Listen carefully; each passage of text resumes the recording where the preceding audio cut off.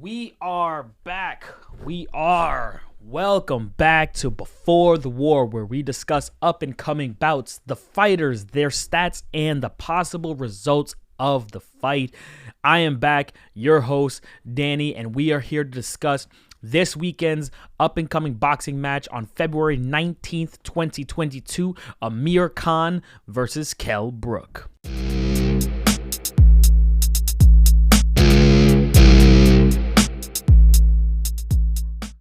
So obviously we're covering boxing this weekend and what may not be the most highlighted fight of all time, but is definitely one of the most interesting matchups and probably is way overdue. One of boxing's most heated rivalries, European rivalries, might I say. Kell the Special One, or the Special K, Brook, faces off against Amir the King Khan, one of boxers' best counterpunchers against one of the fastest hands in the boxing game. All right, let's talk about Kell Brook. Kell the Special One, or the Special K, Brook, currently 39 wins, 3 losses, 27 wins by way of knockout. This fight is actually happening at a catch weight.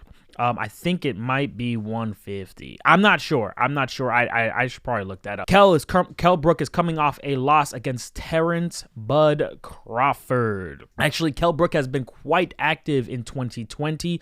He opted out of any matches for 2021. He hasn't had anything. This will actually be his returning fight in February of 2022 against fellow countryman and divisional rival Amir Khan. Kell's last fight was a difficult one as he faced WBO and former top-ranked promotion fighter Terrence Bud Crawford, who would unfortunately go to lay Kell Brook out with one of the most devastating jabs I've ever seen produced by a boxer, even in the heavyweight division.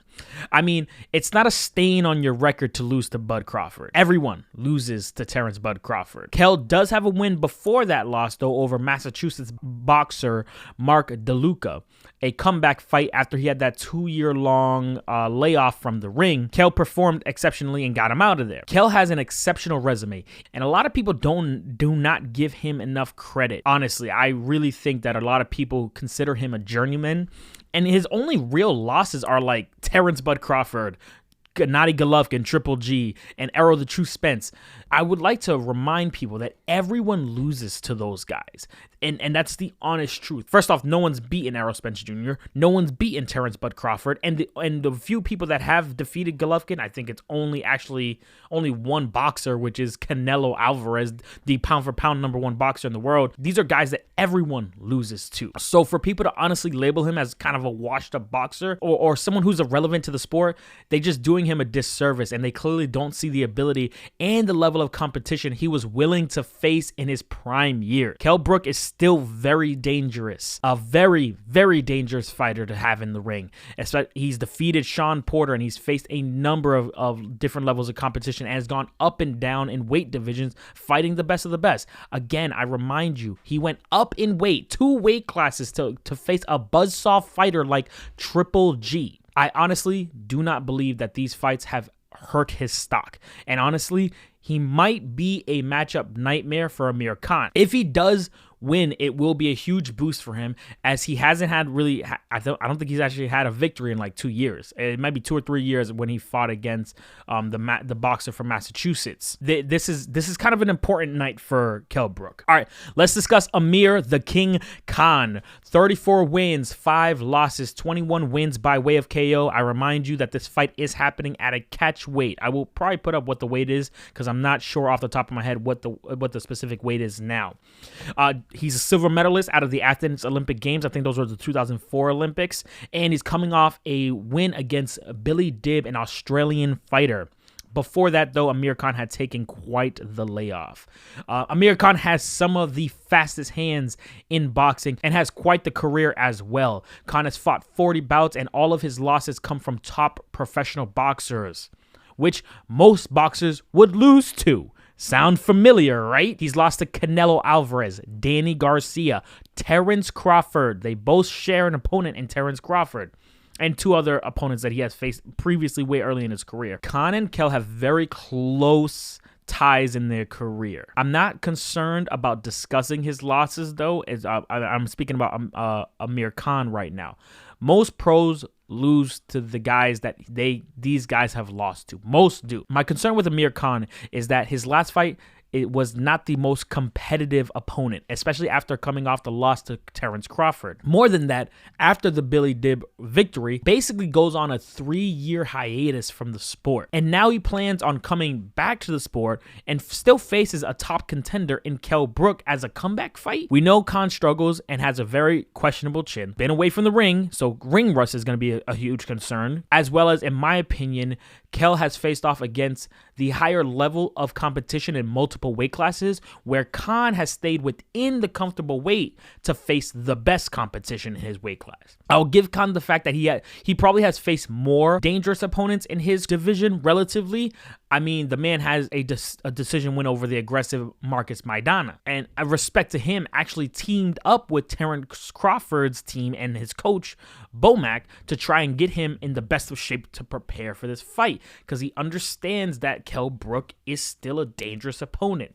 So both of these guys are doing the best they can and coming at this in an interesting approach. And they're very, very, it's almost storybook told that their career is almost like aligned in such a specific way.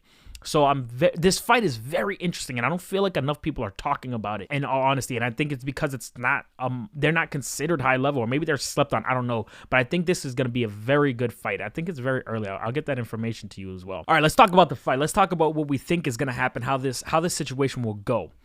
Kell and Khan, this fight is very overdue, no doubt about that. These guys should have fought years ago in their more prime ages in the sport.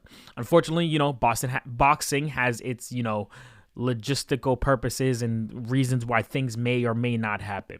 But we finally have the fight now, though. So let's be grateful that it's now. And honestly, I can see this fight going either way. It's really hard. It's really honestly a 50-50 for me. These guys have been relatively away from the ring pretty much.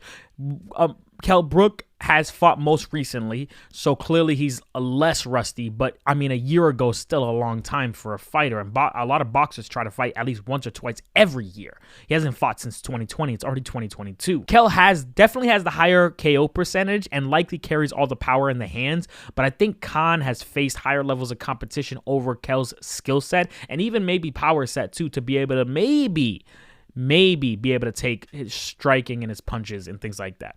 If I were to give this fight to one person, I might have to edge it out to Kell Brook. He's more recently active with a wider palette of multiple weight division high-level fights, as well as coming off of the Terrence Crawford fight, has to leave some type of level of confidence coming into this fight, because after getting into the ring with somebody like Terrence Bud Crawford, how could you not come into a fight confident fighting somebody is not as good or nowhere near that level? But Khan is definitely going to be the faster puncher and fighter. Brook holds the power and will likely try to keep control of the center of the ring, keeping Khan on the back foot. And if you clip Khan on the chin on the back foot, it's very likely you'll get a knockdown. Or better yet, the KO. I mean, if he gets the KO, that's a possibility too. I personally have Kell Brooks winning this fight by KO within 6 rounds. But that doesn't mean I count Amir Khan out. If he controls the pace and the ring and the rate of the exchanges, because Khan will have the higher output of punches, he can definitely put Kell away or at least outscore him, beating him on the scorecards. I guess we'll have to wait on Saturday night to see. But one thing is for sure, these guys are sorely disrespected in the sport of boxing because they couldn't get wins over the top dogs. But don't sleep on these guys. They are exceptional boxers, and this fight will be a very, very interestingly good fight. All right, I got Kell Brooks for this weekend. Let's just leave it at that, right? Thank you guys for listening to this take on Before the War. We will be back Saturday night after the fights to talk about the results of these bouts.